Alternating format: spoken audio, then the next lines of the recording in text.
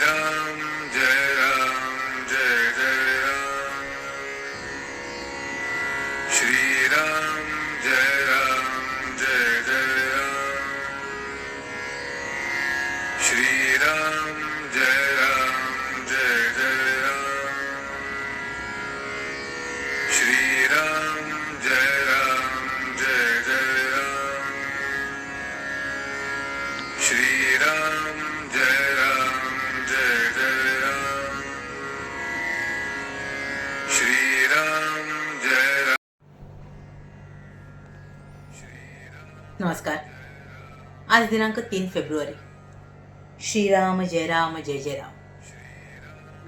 नाम घेतल्याने आपले अवगुण कळून येतील। नमस्कार।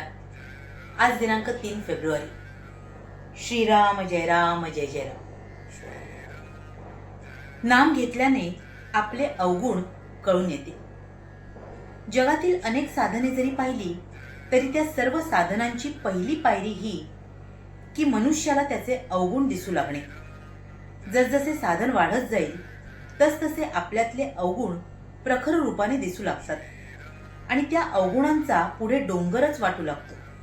हे परमेश्वरा, इतक्या अवगुणांनी मी भरलेला असताना तुझे दर्शन व्हावे अशी मी कशी अपेक्षा करू?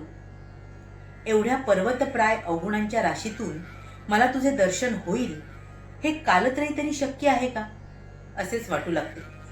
साधन करण्यापूर्वी रागीट माणूस कधी त्या रागाची खंत बाळगत नाही, किंबहुना तो अवगुण आहे हे मुळी त्याला पटतच नाही।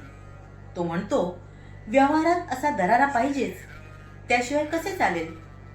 एक साधक मला म्हणाला की अलीकडे मला फार राग येऊ लागला आहे।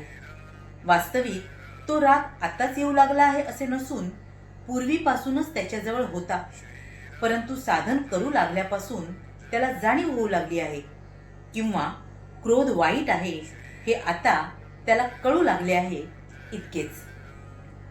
एक लग्नाचा मुलगा होता।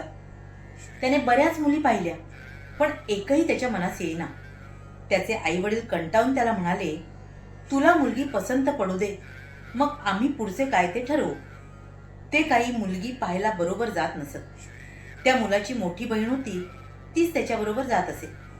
एका ठिकाणून मुलगी पाहून आल्यावर मोठ्या बहिणीने त्याला विचारले, कशी वाटली रे तुला?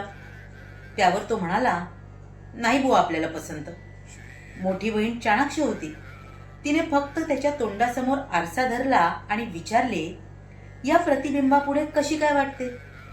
तेव्हा स्वतःचे आणि मुलीचे रूप त्याच्या ध्यानी आले आणि तो म्हणाला, पुष्कळ बरी आहे। सारांश, जिथपर्यंत आपल्याला स्वतःचे खरे दर्शन होऊ शकत नाही तिथपर्यंत दुसऱ्यांचे अवगुणच आपल्याला दिसतात।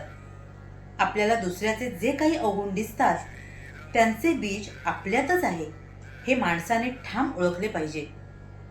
तेव्हा दुसऱ्याचे अवगुण पाहण्याची वृत्ती आपण प्रथम टाकून दिली पाहिजे। दुसऱ्याचे अवगुण पाहणे हा साधा नेहमीचा व्यवहार आहे, तो परमार्थ नव्हे।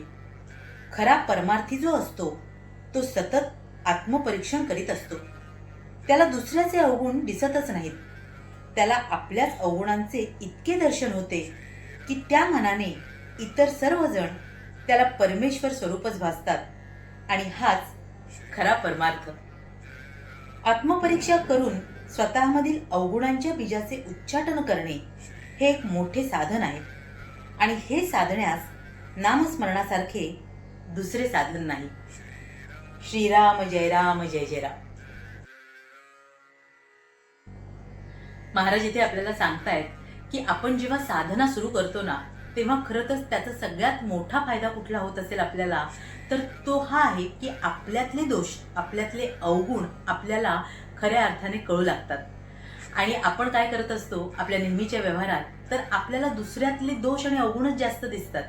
त्याच्यामुळे जोपर्यंत आपलं खरं स्वरूप, आपलं खरं दर्शन आपल्या स्वतःलाच होत नाही, तोपर्यंत आपण दुसऱ्याचे अवगुण शोधण्यामध्येच गुंतलेले असतो आणि खरं तर त्याच्यामुळेच आपली अधोगती होत असते। आणि म्हणूनच आपण जेव्हा साधन सुरू करतो त्यावेळी आपण आत्मपरीक्षण करू लागतो आणि हेच खरं तर महाराज म्हणतात सगळ्यात मोठं साधन आहे।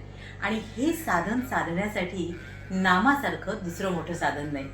म्हणूनच आपलं हे साधन आपल्याला जे गुरुने दिलेलं आहे नामस्मरणाचं, ते आपण सातत्याने करून घेऊया.